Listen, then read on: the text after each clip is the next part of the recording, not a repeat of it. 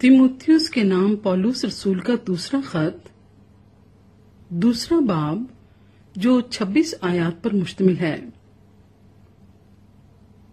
बस आए मेरे फर्जंद, तू उस फजल से जो मसीह यीशु में है मजबूत बन, और जो बातें तूने बहुत से गवाहों के सामने मुझसे सुनी हैं, उनको ऐसे दयानतदार आदमियों के सपुर्द कर जो औरों को भी सिखाने के काबिल हों। मसीह यीशु के अच्छे सिपाही की तरह मेरे साथ दुख उठा। कोई सिपाही जब लड़ाई को जाता है, अपने आप को दुनिया के मामलों में नहीं फंसाता, ताकि अपने भर्ती करने वाले को खुश करे।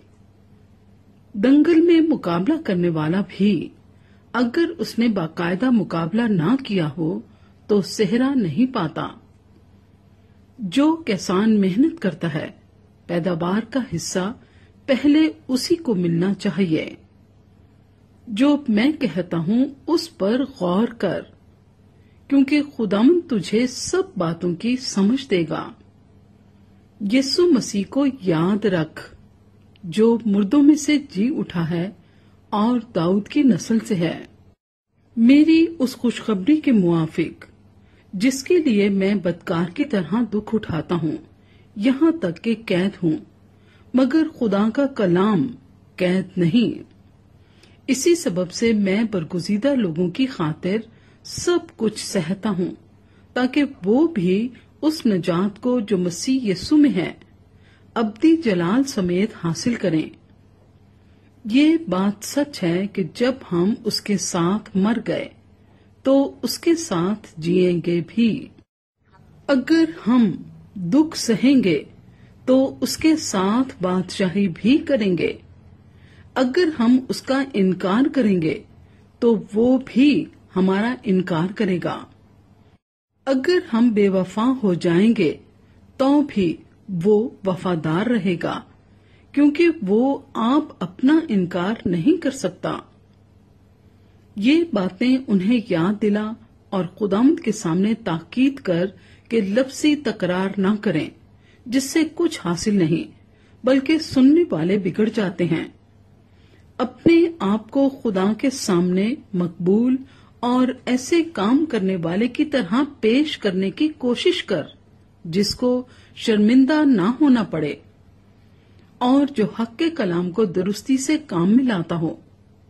लेकिन बेहुदा बकवास से परहेज कर, क्योंकि ऐसे शख्स और भी बेदीनी में तरक्की करेंगे। उनका कलाम आकला की तरह खाता चला जाएगा। हिमेनियुस और फिलेतुस उन्हीं में से हैं। वो ये कहकर के कयामत हो चुकी है, हक से गुमराह हो गए हैं और बाज का ईमान बिगाड़ते हैं, तो भी खुदा की मजबूत बुनियाद कायम रहती है, और उस पर ये मोहर है कि खुदावंद अपनों को पहचानता है, और जो कोई खुदावंद का नाम लेता है नारास्ती से बाज रहे। बड़े घर में न सिर्फ सोने चांदी ही के बर्तन होते हैं, बल्कि लकड़ी और मिट्टी के भी, बाज इज्जत और बाज जिल्लत के लिए। बस जो कोई इनसे अलग होकर अपने तई पाक करेगा, वो इज्जत का बर्तन और मुकद्दस बनेगा, और मालिक के काम के लायक और हर नेक काम के लिए तैयार होगा। जवानी की ख्वाहिशों से भाग, और जो पाक दिल के साथ खुदावंद से दुआ करते हैं, उनके साथ रास्तबाजी और ईमान और मोहब्बत और सुलह का तालिब हो।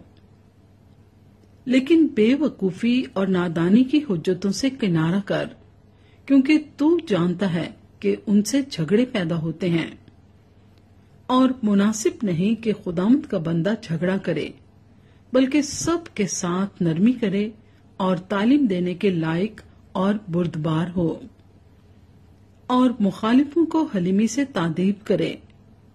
शायद खुदा उन्हें तौबा की तौफीक बख्शे, ताकि वो हक को पहचाने और खुदावंद के बंदे के हाथ से खुदा की मर्जी के असीर होकर इब्लीस के फंदे से छूटें।